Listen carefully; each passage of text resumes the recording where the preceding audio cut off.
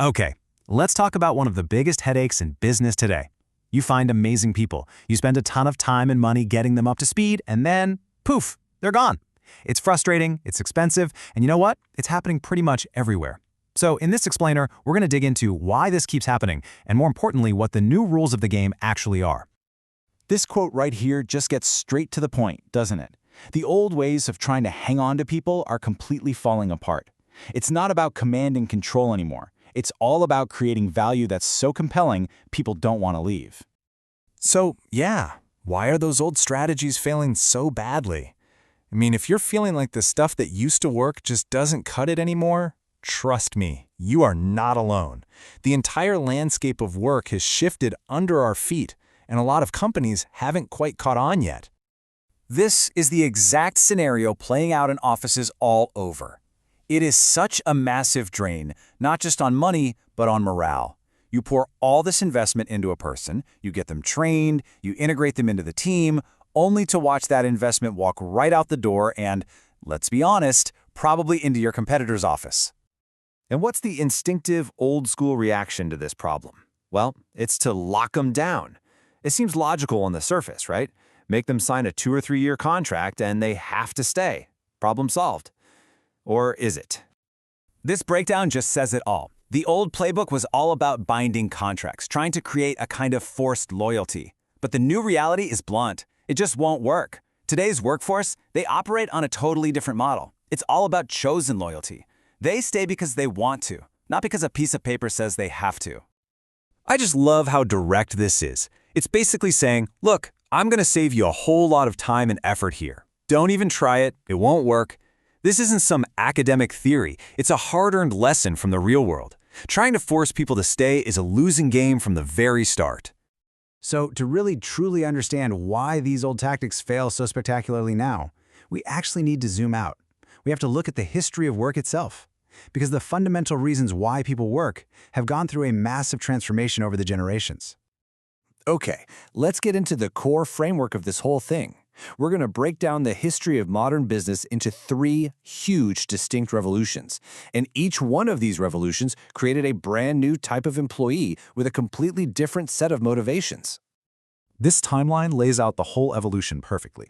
We went from an era where people worked simply to survive to an era where the goal was to improve your standard of living. And now we're deep in an era that's all about the quality of life. Let's break down what each of those really means. First up, you have the survival era. Think of our grandparents' generation. For them, work was about the absolute basics, putting food on the table, having clothes to wear, and a roof over their heads. You didn't just leave a job, even a really terrible one, because the alternative might have been having nothing at all. The options were just so limited. Then came the next big shift, the standard of living era. This is more like our parents' generation.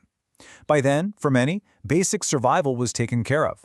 The new goal was to improve your standard of living. Get a nice house, a reliable car, a good education for the kids. And in this world, if a competitor offered you more money to help you achieve that, you took the job. And here's the absolute truth bomb. That so-called loyalty we romanticize from the past, a lot of the time it wasn't really loyalty. In the survival era, it was just a straight-up lack of options. And by the standard of living era, it was already becoming transactional. So this idea of some golden age of endlessly loyal employees, it's mostly a myth. Which brings us right up to today. This is the third revolution, the new mandate that today's workforce is bringing to the table. And believe me, they are playing by an entirely different set of rules. For most of the modern workforce, basic survival is thankfully a given. And a comfortable standard of living is often the baseline they grew up with. Their parents and their grandparents already did the heavy lifting on those fronts. So just offering them that same deal isn't a compelling reason to stick around. It's the bare minimum. So welcome to the quality of life era. This is the social revolution we are living through right now. The number one driver for people today isn't just a paycheck, it's the total, holistic quality of their experience at work. It's all about how the job makes them feel, day in and day out. So what does quality of life actually mean in a work context? Well, it's not some fuzzy concept. It's real, tangible stuff. It means the job itself is interesting and people feel proud of the work they do. It means the work environment is positive and respectful. It means having a role that's clearly defined so they can actually succeed. It means constant opportunities to learn and grow. And yeah, rewards that feel genuinely meaningful beyond just the salary. So if we accept this new reality, and we really should, it means we have to completely change our goal. The very word retention, which kind of implies you're just holding on to something, it feels outdated. It's way too passive for the world we're in now. The new goal, the new game, is to create a workplace where your best people actively choose to be there. It's a choice they make every single day, based on the value and the experience you provide. See, retention is something you do to people. Creating a place of choice is something you do for them. And that really leaves us with the final and most important question. Forget the retention stats and the exit interviews for just a second, and ask yourself this, honestly. If every single one of your employees became a free agent tomorrow, with 0 contracts and a dozen other options, would they choose to show up and work for you again? The answer to that question, well, that's the key to everything.